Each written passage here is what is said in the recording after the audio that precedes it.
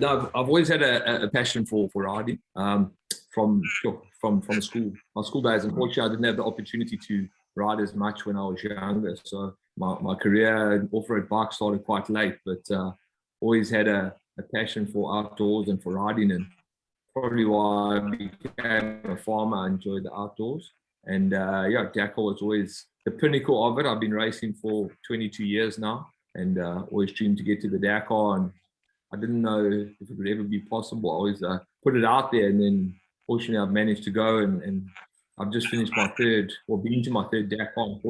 Unfortunately, didn't finish the first one, but we finished the previous two, and it's great to have the opportunity to go. And yeah, it's good to live the passion and keep chasing it.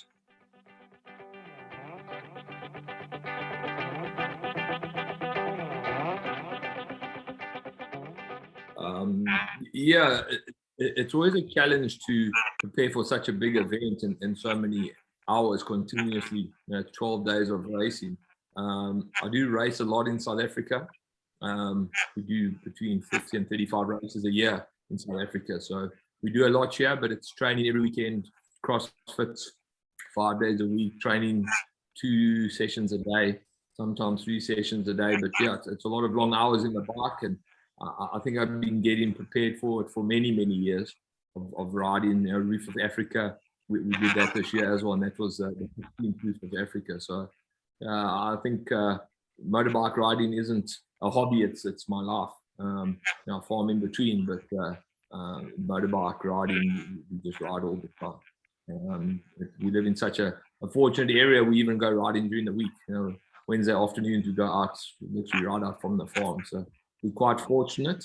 But the race is always challenging. It's a lot of long hours. Getting up early, really early in the morning. Long liaisons. The cold was a challenge when I first went there, but I think I was very well prepared for it this year. So I didn't struggle as much with the cold. This year's challenge was really lack of sleep. So in the original class, you camp, and unfortunately, once or twice they put us next to the jetting strip, or the place the guys test all the race cars, and mechanics stay up all night and they test those cars every single hour through the night. So that was a challenge, and I really battled to sleep. I think in the first 2 days, I don't think I was more than 3 hours sleep. So I felt like a train wreck. But the actual race, I think we were more prepared for. Being my third one, I think I've got a bit more experience, and I really enjoyed it this year. It was the most fun, I think, more prepared, and a lot more South Africans there. So it was very social, very fun, and yeah, look forward to another one.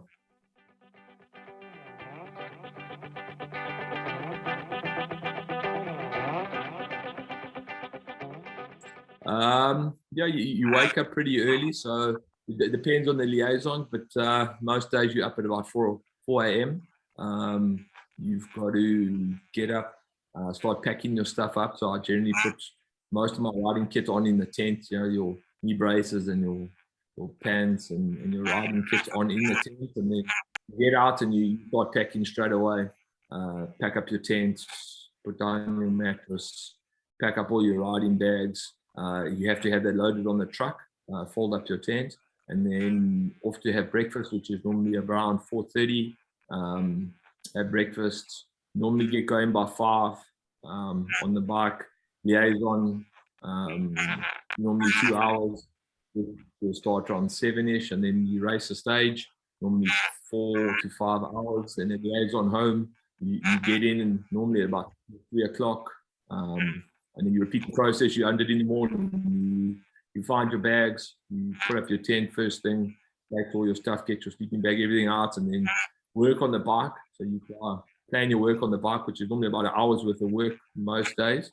Air filters and tires and oil and what needs to be done.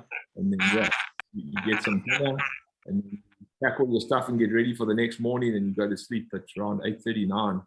And yeah, you repeat that process, and then you just get stuck in that routine, and once your routine's there, it's actually quite good. You get used to it, and it feels odd when you finish. When you wake up in the morning, you don't have to ride your bike.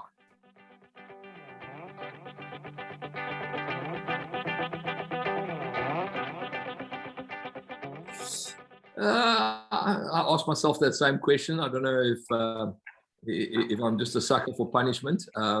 When you're there, it's so tough, and you question yourself a few times. You're on the bike, it's cold, you've hardly slept.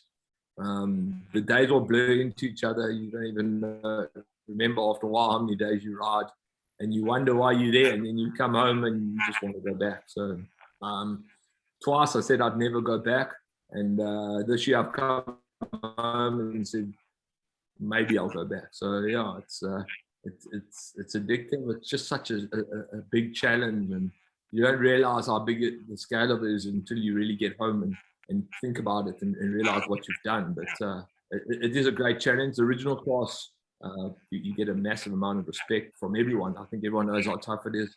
Many of the other motorcycle competitors tell you crazy and they'd never do it. So you realize there's only a handful of people in the world that have done it and want to do it. So it motivates you to go back, and I think nothing compares to it once you get home.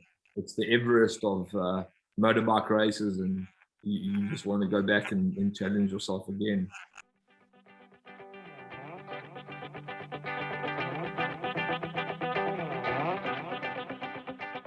Yeah, I think that's a great question, and I think you must always realize everything is possible. You know, I looked many years ago and dreamed of Dakar and thought it wouldn't be possible.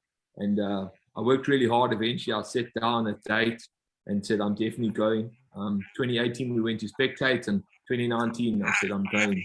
And it's amazing how things came together. People support you. Golf days worked well. People sponsored. And I dreamed to get there once. And then, unfortunately, my engine broke the first year. So I had to go back to finish and went back the second time, and then eventually I've gone the third time now, and sure, have to convince my wife again, but she's really getting there. There'll more than likely be a fourth time. Now I've bought my own rally bike now, so I did tell her that it'd be a waste not to do 2 Dakars on the same bike. So we'll go back again, but I think for everyone out there, I think it's achievable. Don't put it out there that it's impossible. I think normal people can go. I'm not a South African champion in off-road racing. I just got a passion for it. And if you've got a passion, if you put your hard work into it, I think it's possible, and everyone can get there. It's not impossible. Keep sticking to your dreams, and if you put your head to it, you can achieve it.